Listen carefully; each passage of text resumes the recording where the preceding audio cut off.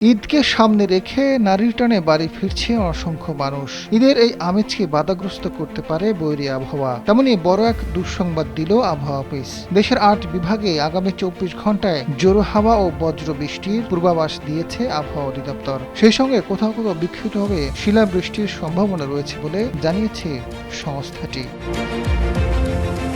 মঙ্গলবার সন্ধ্যায় আবহাওয়া অধিদপ্তরের ৬১টি পর্যবেক্ষণ কেন্দ্র এলাকার মধ্যে ১৮টি এলাকায় বৃষ্টি হয়েছে, কোথাও ঝড়ো হাওয়া বয়ে গেছে। এর মধ্যে সবচেয়ে বেশি ৪৯ মিলিমিটার বৃষ্টি হয়েছে শ্রীমঙ্গলে। এছাড়া নেত্রকোনায় ২৫ মিলিমিটার, দিনাজপুরে ১৬ মিলিমিটার ও ময়মনসিংহে ১৩ মিলিমিটার বৃষ্টি হয়েছে।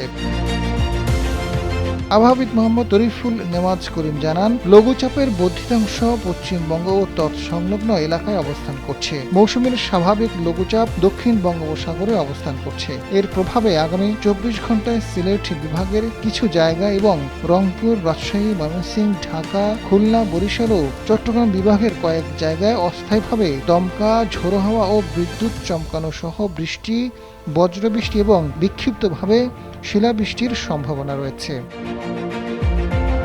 আবহাওয়ার বুলেটিনে বলা হয়েছে ১৮ মার্চ রংপুর, রাজশাহী, ময়মনসিংহ, ঢাকা, খুলনা, বরিশাল, চট্টগ্রাম ও সিলেট বিভাগের কয়েক জায়গায় অস্থায়ীভাবে দমকা, জোড়ো হাওয়া ও বিদ্যুৎ চমকানো সহ বৃষ্টি ও বজ্রবৃষ্টি হতে পারে। সেই সঙ্গে কোথাও বিক্ষিপ্তভাবে শিলাবৃষ্টির সম্ভাবনা রয়েছে। এতে সারা দেশে দিন ও রাতের তাপমাত্রা সামান্য বাড়তে পারে।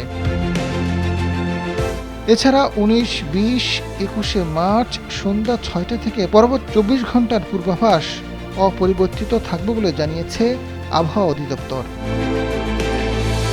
আজাদ ফারুক, সময়ের আলো।